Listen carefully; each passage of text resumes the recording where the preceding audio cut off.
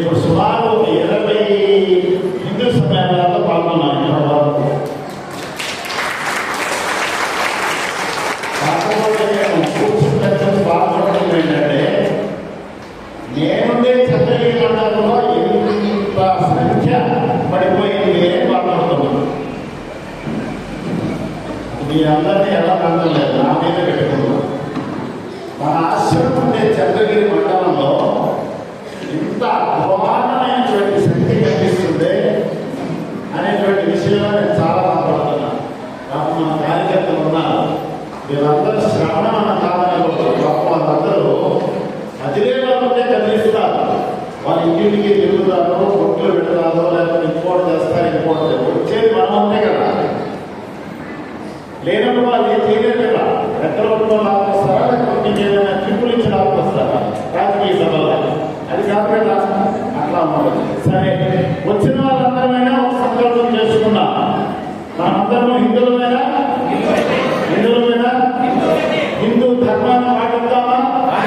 పాటిద్దామన్న వాళ్ళందరూ చేతులెత్తండి.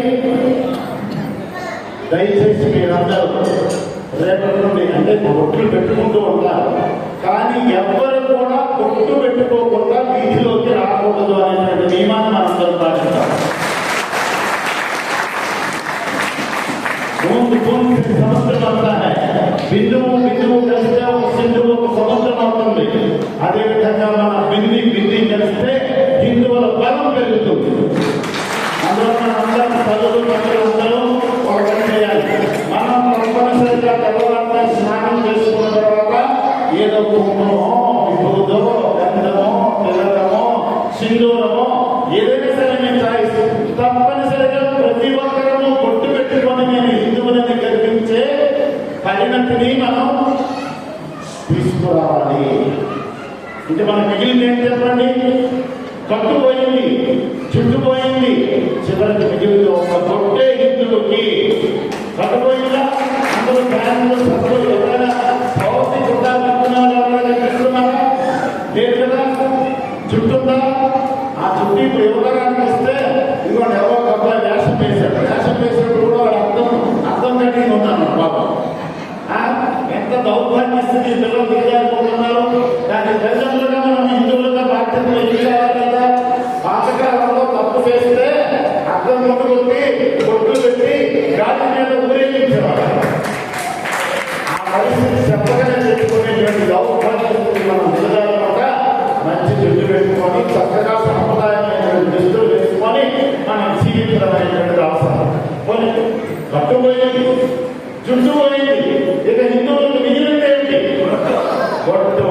కాబట్టి అందరూ కూడా తప్పనిసరిగా బొట్టు పెట్టుకోవాలి. బొట్టు పెట్టుకొని నేను హిందువులు అనేటువంటి గర్వించే విధంగా మనం జీవనాన్ని సాగించాలి. తల్లిదండ్రులారా, మీరందరూ పెట్టుకోవడమే కాదు, మన ఇంటి వారి ప్రతి ఒక్కరికి బొట్టు పెట్టుకునే పిల్లలు పెద్దవాళ్ళకి నేర్పిస్తారో పెద్దవాళ్ళు పిల్లలకు నేర్పిస్తారో అది వేరే విషయం.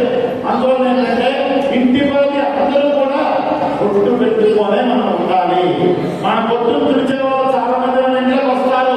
వాళ్ళు వస్తే తల్లి ఆ వీధిలో నుంచి ఊళ్ళో నుంచి బయటికి ఇట్లాంటి కొట్టాలి. నేను ఉదయం తెల్లవారు ఇప్పుడు ఫోన్ ఉండలేదు. నా పిల్లలంతా చూడండి, కనీసం 25-30 మిషన్లు ఉంటాయి. మనం జీవన విధానంలో ఎట్లా పడబడిపోయామని ఇప్పుడే చెప్పారు కదా విధులు. మనం ఏది దిగ్బాటిస్తాం? ఇక్కడ సభకు వచ్చాం, ఎవరు సర్ఫోన్ చూసుకుంటారు, ఎవరు ఫోన్ వస్తే వాళ్ళు మాట్లాడుకుంటారు. మేము ఈ కార్యక్రమాలు మాట్లాడేసి మా పక్కన వెళ్ళిపోతాం. ఇది కాదు కదా. మనం మన ధర్మాన్ని, మన దైవాన్ని, మన దేశాన్ని, మన సంస్కృతిని, మన సనాతనమైనటువంటి ఆచార వ్యవహారాన్ని వీటన్నింటినీ ఏ విధంగా రక్షించుకోవాలి, హిందువుల యొక్క ఐక్యత ఏ విధంగా వర్ధిల్లేటట్టు చేసుకోవాలి, హిందూ దేశాన్ని, ఈ భారతదేశాన్ని విశ్వగురువుగా ఎలా చూడాలి అనేటువంటి సంకల్పంతో మనం ఈ సంస్థ ఉత్సవాలు జరుపుకుంటున్నాం. అందుకు ఈ సంకల్పం అనేటువంటిది పెట్టుకునే మనం ఈ సంస్కృతి ఉత్సవాలు పెట్టుకున్నాం. అటువంటి పరిస్థితుల్లో ఎవరితో చూసుకుంటూ ఎవరి మాట్లాడుకుంటూ ఏదో వచ్చామో పోయాం ఆయాలా ప్రయాణం అంటే ఇక ప్రయోజనం లేదు.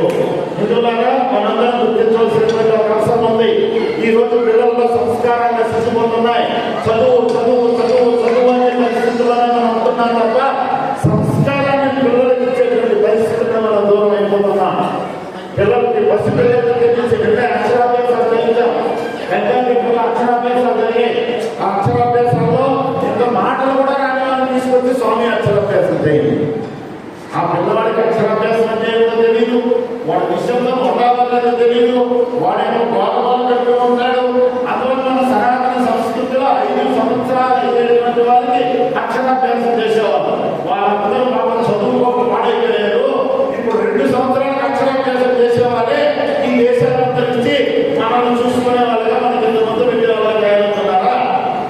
కాదు కదా.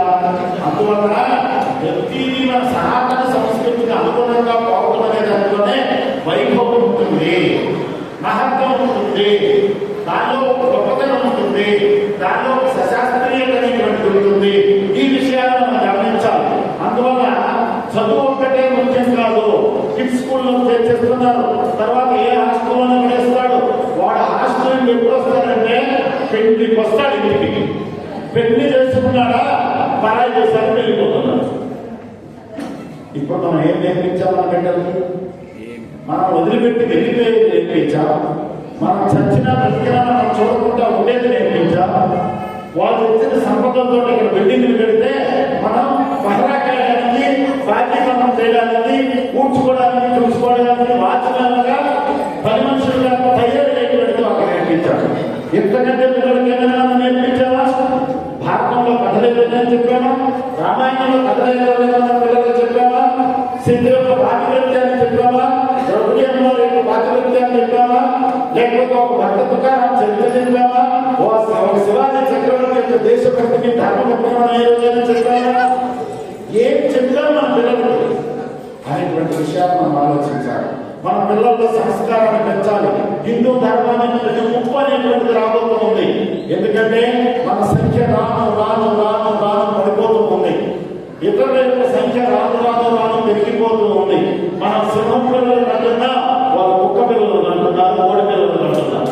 పరిస్థితి అది. అంటే కుక్క పిల్లలు కోడి పిల్లలు అంటే వాళ్ళు తక్కువ చేసి మాట్లాడటం కాదు. వాళ్ళు 5 మందిని 10 మందిని అంటున్నారు.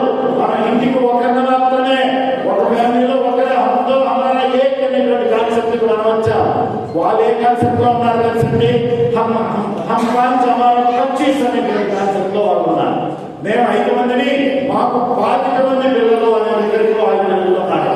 రేపు హిందూ ధర్మం, హిందూ అనుయాయులకి పరిస్థితి, మనంతా పరిస్థితి ఏమవుతుందని ఆలోచించండి. దీనిపైన ఆలోచన పెట్టుకోకపోతే మీరు మీ పిల్లలకి, మీ మనవలకి ఆస్తులు, అంతస్తులు, మిగులు, మేకలు, రకరకాలైన ఎన్ని ఇచ్చినా రేపు అన్నిటినీ దోచుకోవడానికి వాళ్ళు రెడీగా ఉన్నారు. మనకు సంతానం లేకుండా మన పిల్లలకి సంతానంగా వాళ్ళు దోచుకున్నారు. మన పిల్లలకి అనే పరిస్థితి మన దగ్గర లేదు. ఈ రోజు కిడ్స్ సిస్టమ్ వచ్చేసింది తెలుసండి. అంటే ఏంటి? ఇప్పుడు హైదరాబాదు, బెంగళూరు, అదేవిధంగా బొంబాయి, ఢిల్లీ మొదలైనటువంటి ప్రదేశాల్లో పరిస్థితి యువతను ఎట్లా తయారంటే కిడ్స్ సిస్టమ్ అనమాట. ఏంటో తెలుసండి, ఆ రకమైనటువంటి పరిస్థితి వచ్చేసింది. ఆ డిగ్ సిస్టమ్ వచ్చేసింది అనమాట. ఏంటంటే డ్యూయల్ ఎగ్జామ్ నో కిడ్స్, ఇది పరిస్థితి అనమాట. భార్యాభర్తలు పెళ్లి చేసుకున్నా హ్యాపీగా సంపాదించకుండా హ్యాపీగా ఇప్పుడు చెప్పారుగా హోటల్ నుంచి పోలీసులు బ్యాటరీలు పెట్టుకొని తీసుకొస్తా మొత్తం ప్రపంచాన్ని సర్వనాశనం చేస్తా, మేము చివరికి నశించిపోతా. వాళ్ళకి సంతతి లేదు, వంశోద్ధారకులు లేదు, హిందూ ధర్మమే లేదు అనేటువంటి పరిస్థితికి యువతరం తయారవుతుంది. ఇదా మనం తయారు చేయాల్సిన విధానం. అయినప్పుడు మీరు ఆస్తులు సంపాదించి ఎవరు పెట్టారు? మీ ఇల్లు ఎవరికి ఇస్తారు? మీ పొలాలు ఎవరికి ఇస్తారు? మీ రియల్ ఎస్టేట్ అన్ని సంపదలన్నీ ఎవరికి ఇస్తారు? మీ కళ్యాణ మండపాలు ఎవరికి ఇస్తారు? మీ దేవాలయాలు ఎవరికి ఇస్తారు? మీ భూములన్నీ ఎవరికి ఇస్తారు? మీ తర్వాత జనరేషన్ లో సంతానమే లేకపోతే మీరు చచ్చే వరకు సంపాదన చేసి పిల్లలకిద్దామని కూడబెడుతున్నారే, ఇదంతా ఎవరి చేతుల్లో తెలుసా? బాగా అర్థం చేసుకొని బతుకుతున్నటువంటి మనం ఇప్పటి వరకు ఆకంపవాదాలు చేసి ఉగ్రవాదాలు చేసి దేశాన్ని బీభత్సం చేస్తా 1000 మంది మానవాళులు పంపిస్తామని ఎవరైతే చర్చిస్తున్నారో బెదిరిస్తున్నారో వారిని మనం సంపాదించి పెట్టినటువంటి వాళ్ళు అవుతారు.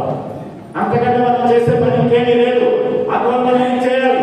మన సంతతిని పెంచుకోవాలి. రెండో సంతానానికి సంస్కారాన్ని పెంచాలి. అప్పుడే కుటుంబ వ్యవస్థ అనేది సక్రమంగా జరుగుతుంది, దేశ వ్యవస్థ సుదృఢం అవుతుంది.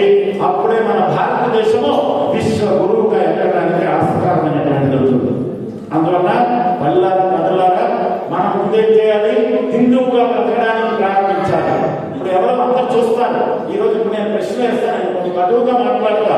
ఈ రోజు ఇప్పుడు ఈ వ్యవస్థ ఉంది, ఈ వ్యవస్థకు ఒక కమిటీ ఉంది.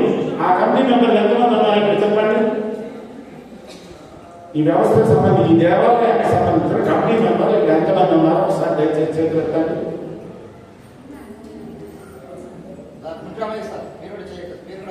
ఎవరున్నారు? చేతులు ఎత్తండి. భజన మందిరాలు కాదు, కమిటీ మెంబర్లు భజన వాళ్ళు చేసి మధ్య పెడతారు. విషయం చెప్పాలంటే అట్లా అవుతుంది. అర్థమైందండి? మనకి ఏంటి అంటే మనం శరణించాం. ఏదో సందర్భంగా RSS మనం శరణించాం, పెద్ద దానం చేసాం, చాలు. మనం రాకపోయినా రాలేదు, కానీ మనకి అక్కడ ఒక భావం రాలేదు. అదే మన హిందువులది, మన కార్యక్రమం మనం చేసుకుంటున్నాం, మనం లేకుండా కార్యక్రమం అయినా జరగాలి అనే కాన్సెప్ట్కి మనం రావాలి. రెడ్లు వేరైపోయారు, కమ్మ వేరైపోయారు, నాయుడు వేరైపోయారు, కాపు వేరైపోయారు, వడ్రెడ్లు వేరైపోయారు, కార్పెంటర్ వేరైపోయారు. రకరకాల ఈ కులాలు పేర్లు పెట్టుకొని విభజించుకొని మనందరం విడిపోతూ ఉన్నాం. ఏమైందండి? కాపు వాళ్ళ కుల భోజనం మనం ఈ విజయవాడ వెళ్ళాం. ఈ సమ్మేళనానికి వెళ్ళినప్పుడే విజయవాడ వెళ్ళాం అన్నమాట. ఆ కమ్మవారి సంక్రాంతి సంబరాలు పెట్టారు. కమ్మవారి సంక్రాంతి సంబరాలు, రెడ్డివారి సంక్రాంతి సంబరాలు, కాపువారి సంక్రాంతి సంబరాలు ఈ విధంగా పెట్టుకుంటున్నామే తప్ప హిందూ సంక్రాంతి సంబరాలనేటువంటి దాన్ని మనం ప్రారంభించామా? ఆ విధంగా ప్రయత్నించామా? లేదు. మరి అయినప్పుడు దేశాన్ని మనం ఎట్లా రక్షించుకుంటాం, మన ధర్మాన్ని మనం ఎట్లా రక్షించుకుంటాం? అందువల్ల చెప్పారు కదా, గడపలోనే కూడా గడప కంటే అనేటువంటి నినాదంతో మనం ప్రయత్నం చేయాలి. మనందరూ హిందువులు, ఈ దేశంలో పుట్టాం, ఈ ధర్మాన్ని అనుసరిస్తున్నాం.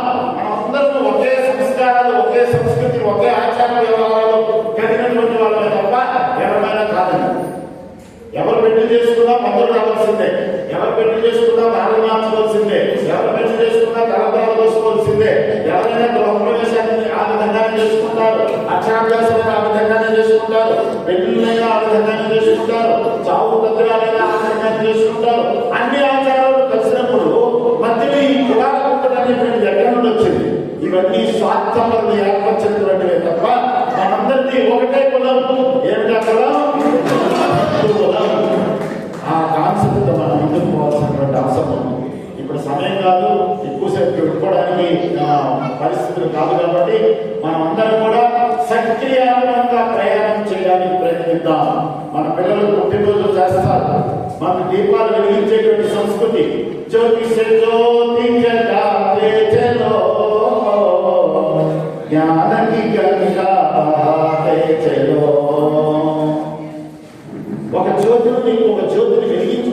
సంస్కృతి, హైందవ సంస్కృతి, మన సనాతన ధర్మం. ఇప్పుడు ఏం చేస్తున్నాం? పాశ్చాత్య సంస్కృతి వెళ్ళిపోయి పిల్లలకు రచన చేస్తూ ఉప్పు ఉప్పు అని దీపాన్ని ఆర్పిస్తున్నాం. అది ఎందుకు బతుకుతారు? ఏ యాక్సిడెంట్లోనో, ఎక్కడ కాదాలో, లేకపోతే కుంభపోతామో, ఏ జబ్బో వచ్చి అపమృత్యులన్నీ ఎందుకు వస్తున్నాయంటే వెలిగించుకోవాల్సిన జ్యోతిని ఆపరేట్లు ప్రారంభించామో అనవసరమైనటువంటి చావులు కూడా ప్రారంభమైనాయి.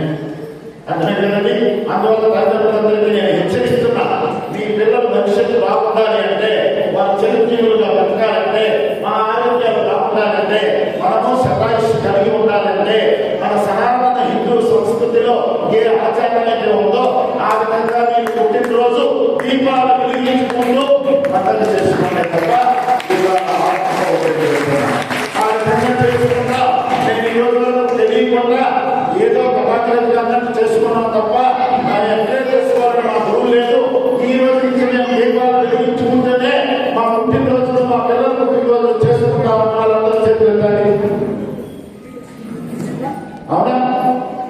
అది అప్పుడు మన ధర్మాన్ని మనం ఆచరిస్తున్నాం. ధర్మం రక్షత రక్షిత. మన ధర్మాన్ని మనం ఆచరిస్తే ఆ ధర్మం మనం రక్షిస్తుంది. ఆ ధర్మాన్ని ఎప్పుడైతే మనం ఆచరించామో ఆ ధర్మం మనం శిక్షిస్తున్నాము. అందువల్ల ఇటువంటి సనాతనమైనటువంటి హిందూ ధర్మం ఏదైతే ఉందో ఇది చాలా గొప్ప ధర్మం. సనాతనమైనటువంటి మన సంస్కృతిని, ఆచారాన్ని, వ్యవహారాన్ని అన్నింటినీ రక్షించుకుంటూ మనం హిందువుల యొక్క ఐక్యతకు మనం పాటుపడేట్టు చేయాలి. ఏ హిందువుకైనా కష్టం వస్తే నేనున్నాననే పరిస్థితికి వెళ్ళాలి.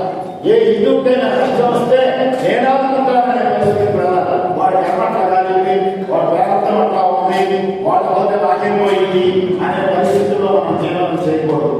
ఎందువల్ల హిందువులందరూ ఒక పరివారము, మన పరివారంలో వాడే అనేటువంటి భావం మనకు ఎప్పుడైతే వస్తుందో అప్పుడు హిందూ జాతి జాగృతిని పొందినటువంటి సమయంగా మనం గుర్తించడానికి ఆస్కారమైనటువంటి ఉంటుంది. ఆ యూనిటీ ఇతర మతాల్లో ఉంది. ఇతర మతాల్లో ఉంది. వాళ్ళు విడిస్తే మొత్తం మంది కావాలంటే దాన్ని వస్తారు.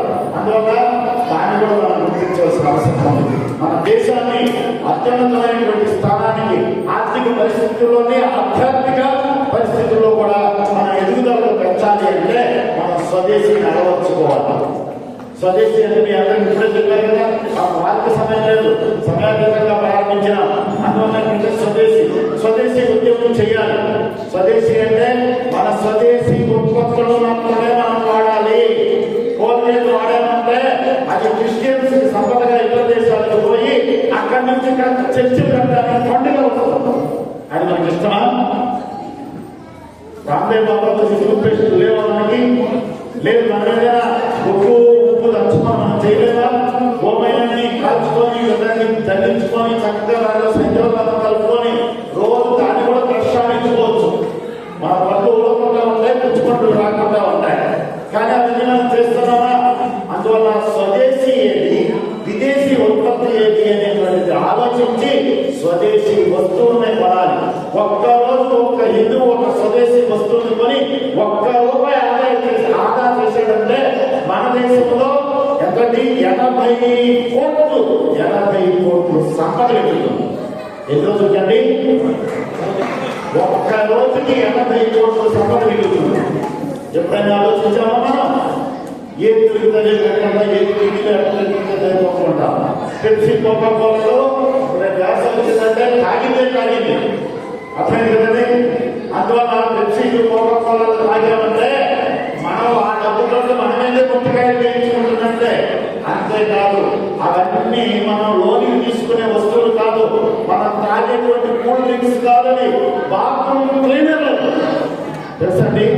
హార్పిట్లు ఉన్నాయి కదా, హార్పిట్లు మొదలైనటువంటి వాటిలో బాత్రూమ్ క్లీన్ చేసుకోవడమే. మీరు పెప్సీ కోకా కోలా వేసి కూడా బాత్రూమ్ చక్కగా క్లీన్ అవుతాయి. అంటే అర్థమైంది, వాటిలో యాసిడ్స్ ఉంటాయి, రకరకాల భయంకరమైన యాసిడ్స్, రకరకాల యాసిడ్స్ ఉంటాయి. అందువల్ల వాటిని తాగితే మనం తొందరగా కష్టం. అందువల్ల విదేశీ కంపెనీలు మన హిందూ ధర్మాన్ని నశింపజేయడానికి, మన దగ్గర నుంచి సంపదను దోచుకోవడానికి విదేశీ కంపెనీలు వచ్చాయి. ఇక్కడ పెప్సీ, కోకా కోలా మొదలైనటువంటి కంపెనీలు. అందువల్ల మన కొబ్బరి నీళ్ళు లేదా, బత్తాయి జ్యూస్ లేదా, యాపిల్ జ్యూస్ లేదా, ఇంకొక రసాలు మందు రసాలు లేదా, చల్లదైన పానీయాలు ఎన్నో మనకు ఉన్నాయి కదా, అటువంటి వాటిని ఇవన్నీ తాగామనుకోండి మన సంపద పనులకు మనకి చేసేవాళ్ళు పోతుంది. ఆ విదేశీ మతాన్యాయులైనటువంటి వారు మన భారత సనాతన సంస్కృతిని, మన ధర్మాన్ని, మన దేశాన్ని నాశనం చేయడానికి ఉపయోగపడుతుంది వాళ్ళకి. అందువల్ల ఈ ఉపద్రవాలను కూడా కాపాడుకోవాలంటే స్వదేశీ వస్తువులు వాడటానికి మనం ప్రయత్నం చేయాలి. అంతేకాదు ఇక్కడ వాళ్ళెవరు లేదు కాబట్టి ఇంకో మాట కూడా చెప్తున్నా, స్వదేశీయుల దగ్గరే కాకుండా స్వదేశీ వస్తువులనే కాకుండా స్వధర్మాన్యాయుల దగ్గరే వస్తువులు కొనేటువంటి సంకల్పం కూడా మనం చేయాలి. అందులో ఏమవుతుందంటే ఫోన్లో ఒక మెసేజ్ వచ్చిందనమాట, వాట్సాప్ లో ఒకటి, టెంకాయకి ఇంజక్షన్ ఇస్తున్నారు. ఏంటంటే టెంకాయ ఇంజక్షన్ వేశారు, దాని డీటెయిల్ గా చూస్తే ఆ టెంకాయ నీరు తాగినటువంటి వాళ్ళకి సంతానం అనేటువంటి కలగకుండా ఉండేదానికి కొట్టు జరుగుతూ ఉంటుంది. ఎవరికి కొట్టు చేస్తారు? హిందూ ఎవరైనా చేస్తారా? ఒక్క హిందూ ఇటువంటి దుర్మార్గులు ఎప్పుడైనా ఎక్కడైనా బద్మార్గం చేస్తారా? చెయ్యడు. ఎవరు చేస్తారా మీకు అర్థమైపోయి ఉంటుంది. అందువల్ల వారి దగ్గర ఏ వస్తువు కొనడానికి మీరు సన్నద్ధమయ్యారంటే మీ వంశాన్ని నాశనం చేసుకున్నట్లే, మీ మన దేశాన్ని మనం నాశనం చేసుకున్నట్లే. అందువల్ల ఇంకా స్పష్టంగా చెప్పాలంటే హిందువుల దగ్గరే వస్తువులు కొనండి. ₹1 ఎక్కువైనా పర్వాలేదు, ₹10 ఎక్కువైనా మనవాడికి పోతుందనేటువంటి భావంతో మనం ఆ విధంగా కూడా ప్రవర్తించవలసినటువంటి అవసరం ఉందా. ఇటువంటి ఏదైనా చెప్పుకోవచ్చు, సమయాతీతమైంది కాబట్టి. అందువల్ల మన ధర్మం పైన, మన దేశం పైన, మన దైవం పైన శ్రద్ధ, భక్తి ఇవన్నీ పెట్టుకొని మన దేశాన్ని, మన ధర్మాన్ని, మన దైవాన్ని, మన దేవాలయాన్ని, మన ఆశ్రమాన్ని, మన సంస్కృతిని, మన సనాతనమైనటువంటి ఆచార వ్యవహారాన్ని వీటిని రక్షించుకోవడానికి నేను హిందువుగా డాక్టర్ చెప్పినట్టుగా 23 గంటలు మనం మన సంసారాలు ఉపయోగించిన 1 గంట దీనిపై కూడా ఆలోచన చేయడానికి మన సన్నద్ధ కావాలని సభాముఖంగా మీ అందరినీ కోరుతూ ఉన్నాను. హరి ఓం తత్సత్. వందే వందే వందే మాతరం మాతరం మాతరం మాతరం. మీకు తెలుసా ఇందులో ఎంతమంది తెలిసి ఉంటుంది? మన పార్లమెంట్ లో వందే మాతరం చెప్పినటువంటి దుర్మార్గులు, ఈ దేశంలో పుట్టి, ఈ భూమి మీద పుట్టి, ఇక్కడ అన్నం తింటూ, ఇక్కడ జీవితాలు గడుపుతున్నటువంటి వాళ్ళు భరతమాతకు వందనం చేయడానికి కూడా మేము అన్నము మా నోట్లు పడిపోయాయని చెప్పినటువంటి వాళ్ళు 100 మంది ఇక్కడ పార్లమెంట్లో ఉన్నారు.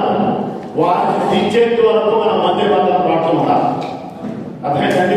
ఈ స్ఫూర్తి మనలో లేదనుకోండి, మన దేశాన్ని, ధర్మాన్ని మనం రక్షించుకోలేము. హిందూ బంధువులారా, ఈ విషయాన్ని గమనించుకుంటూ ముందుకు సాగాలని తెలియజేస్తున్నా. ఓం తత్సత్. హర నమః పార్వతీపతయే.